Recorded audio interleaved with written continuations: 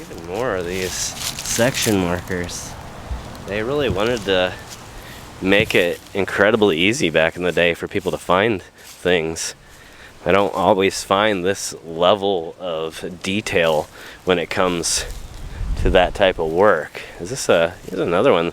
This section must have been really affected recently by the storms.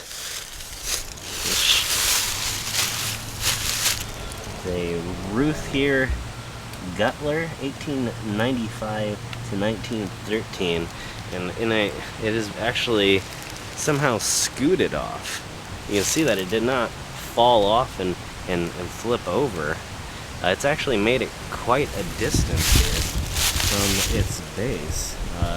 That's probably, I would say, about 2 feet almost exactly. So I'm not sure what happens in this area that makes that really, well, yeah, that has that result, other than maybe some of the limbs above possibly falling at an angle or something like that. I'm not really sure. Let me know your thoughts. And up here at the top of the hill, which wasn't really intending to come to this exact point, but you can see that the center of the hill has actually been kept clear. It's surrounded by, it looks like, the Knit family here, William P. 1858 to 1947, and Caroline 1859 to 1947. That's interesting. I wonder if maybe it was an accident or disease related where they died at the same time or relatively close to each other, or if it was just a coincidence. But you see the other members of the family here, Anna 1885 to 1886, Carrie 1883 to 1886.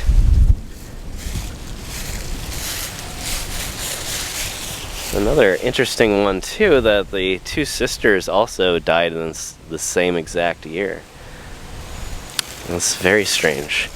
And again, I'm not sure, 1886, I believe around that time there was some sort of virus going around.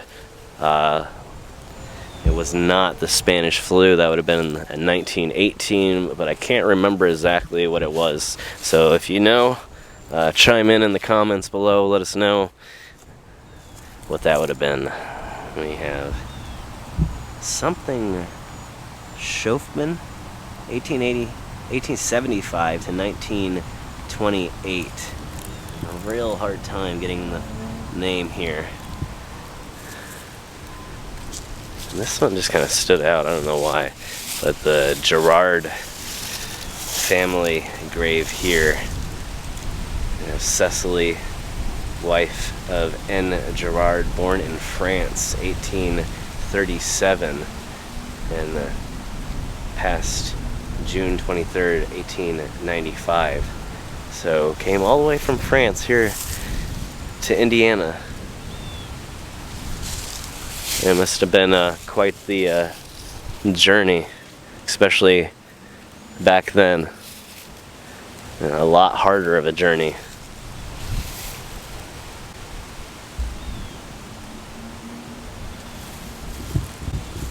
And here in the center too, we have more that have fallen, actually fallen face down here, and so we can't really get any names or dates off of them, unfortunately. We might be able to get a family name if it's inscribed here.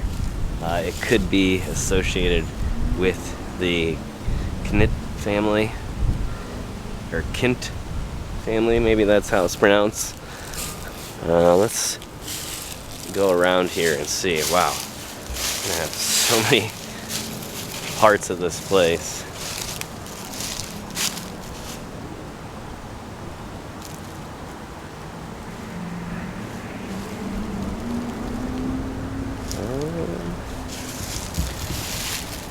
Another section marker right here. Haley, son of W.H. and A.M. Grout, 1892 to 1894. And then May 1867 to 1956.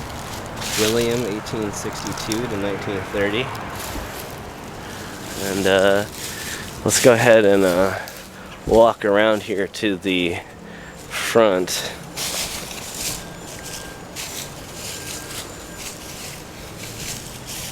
And yet another area here where things have just been moved. It just almost seems impossible at this point, because you can see here, that's an uphill to move. It's almost like, okay.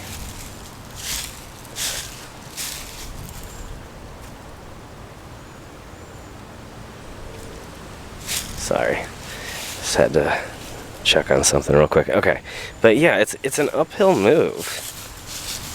I don't know, maybe the maintenance did move this one.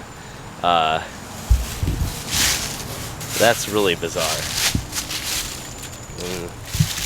This is Lona here, 1892 to 1892.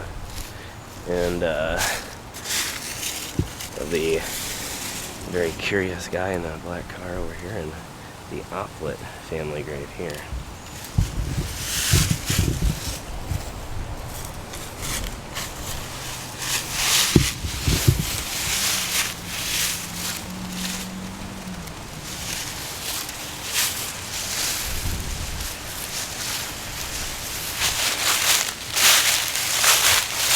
Another pile down here that actually has gotten a little bit dangerously close to these piles here. I'm sure that they were paying attention. This seems a little bit too close for comfort for my legs, but it's okay. There's no damage. So Jesse M. Rear here, 1868 to 1952. And I'm going to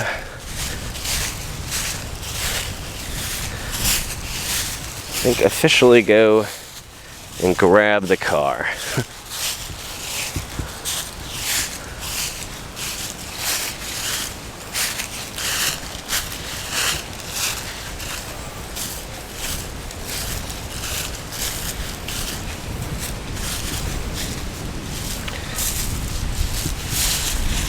Before we do that though, let's actually check out this. I forgot I wanted to do this first.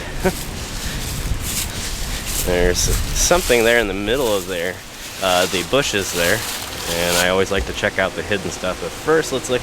We got Ernest Driftmeyer and Augusta Gatton von Ernst Driftmeyer. Okay, let's say Augusta Gatton von Ernst Driftmeyer. Okay, that's a little bit better. 1838 to 1903, and Ernst 1828 to 1905, and then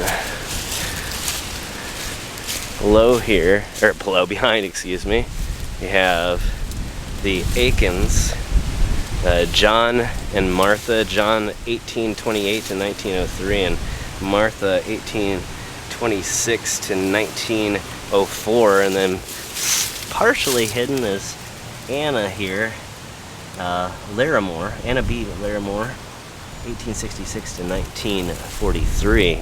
But in the center here,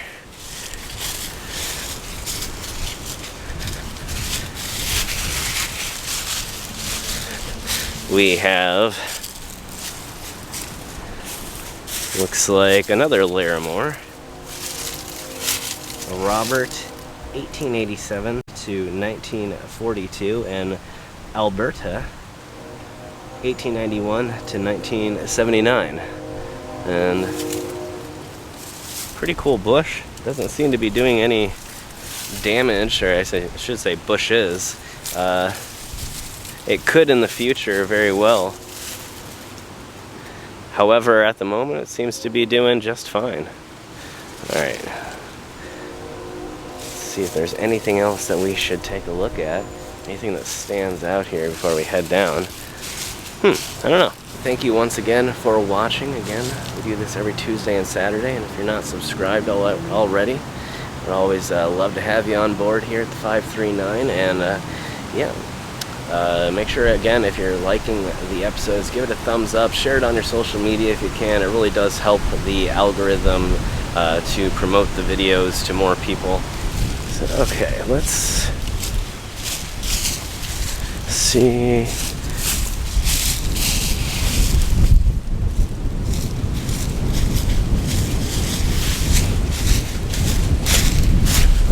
That's interesting. Oh, wow.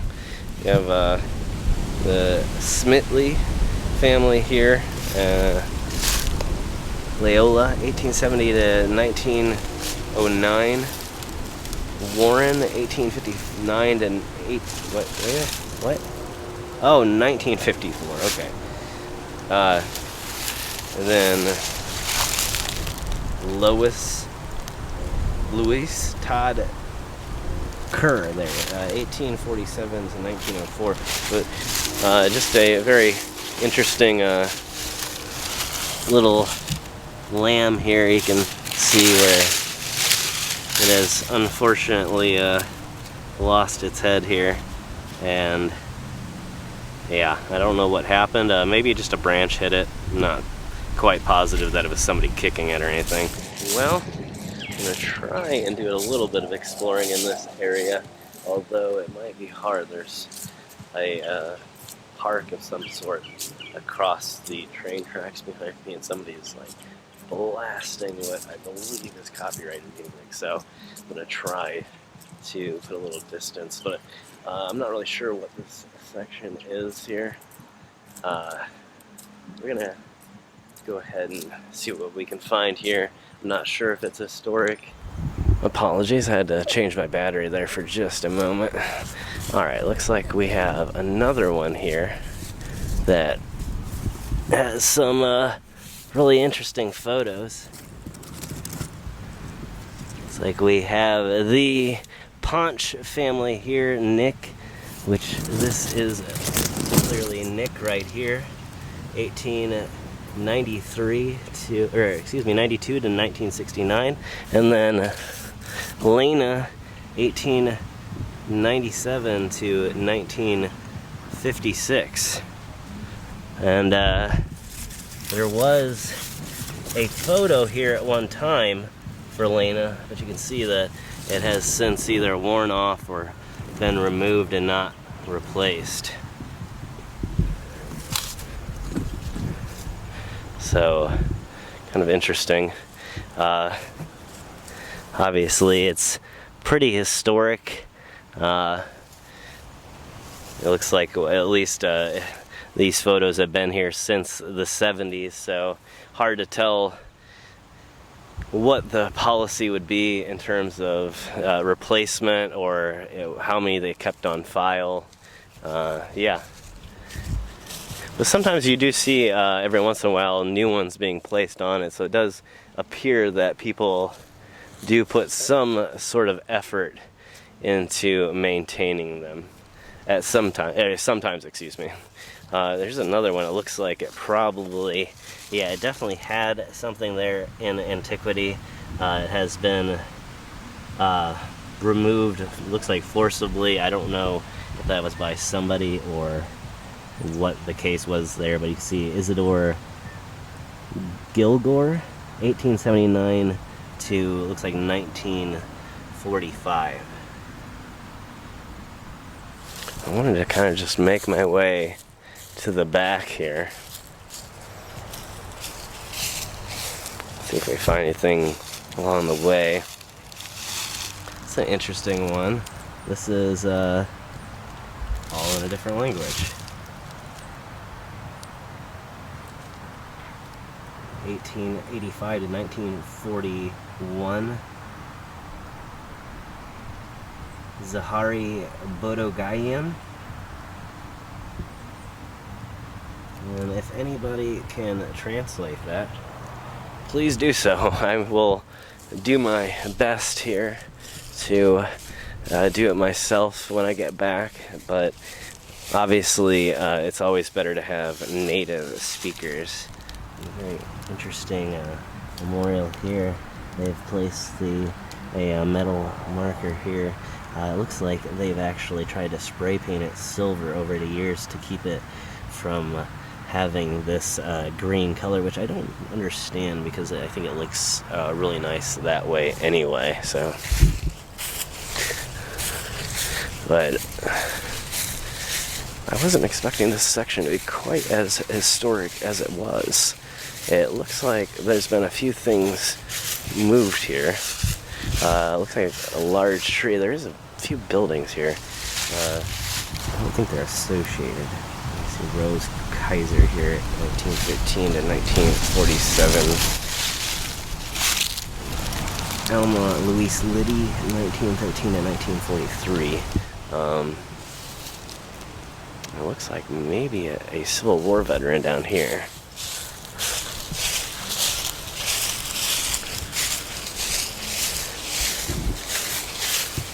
Wow, this is an interesting area. And you can kind of see behind here is just another industrial area. There's a few grain elevators back there. We'll get a better look at that here in just a moment. But let's take a look at this. John Speedle, Indiana.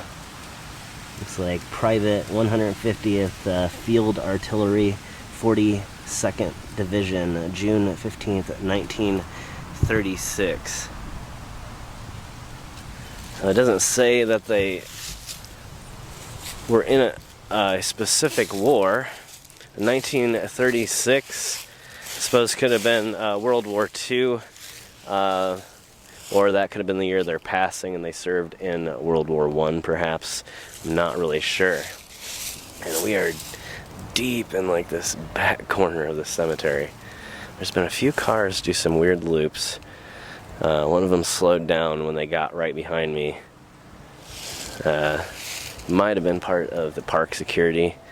Not really sure. If it is, that means that the security here is unmarked. Just a fact.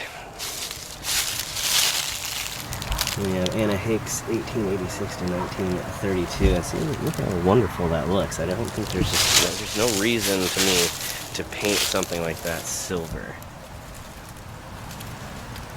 Looks like Tanis T. Andrea, 1892 to 1932. Again, I think, that's some Orthodox church. I don't know if that's Eastern Orthodox. Let me know.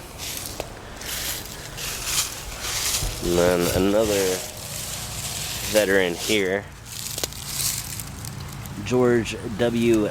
Allen, 157th Indiana Infantry, Spanish-American War.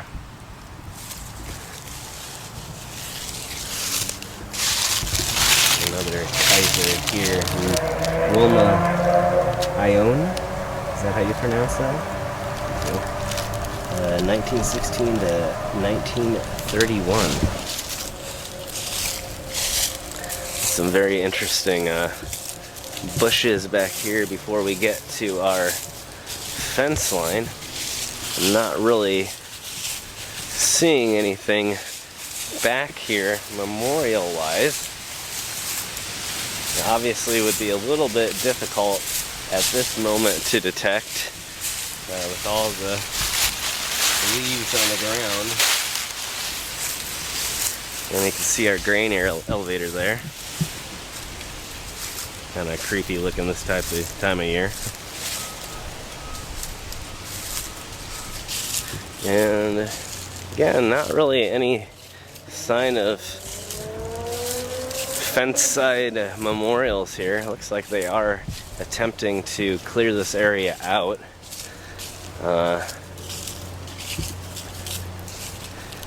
Yeah, and we have a random tank of some sort. Old fuel tank or something, maybe. So, if you know what it is, let me know. It might be something to do with fuel storage for that place behind. Interesting, I don't know what this is. If this is drainage?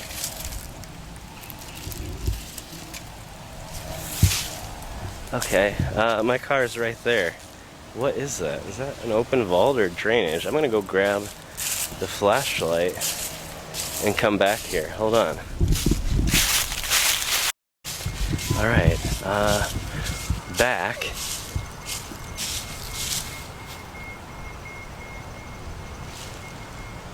There's an alarm going off somewhere. Yes, we are right next to the train tracks, and I'm actually on a pathway. I think it's disappeared now, but it was covered in gravel.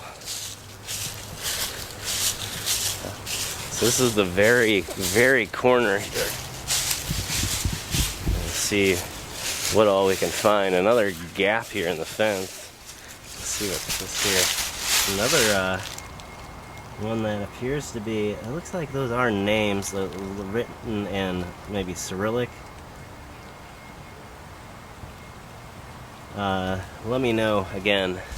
I'll see what I can do, but obviously I would have to find the exact character. Alright, so I had to switch over to my iPhone. I didn't want to leave this behind. I'm not sure what we're going to find in here, but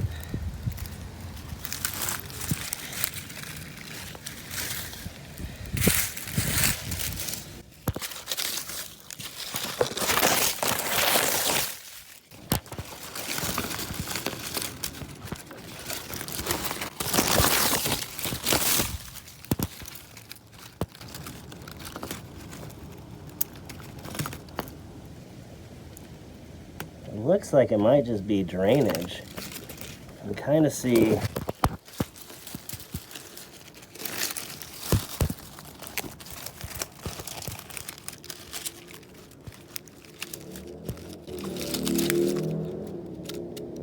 there's a pipe going back there. And going the other direction, it actually goes back for some ways. Wow.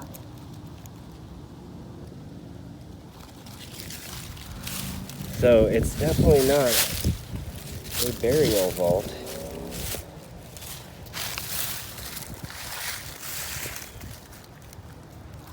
But we have stumbled upon some piece of history here in the form of a very, very old drainage tunnel right here at the edge of the cemetery.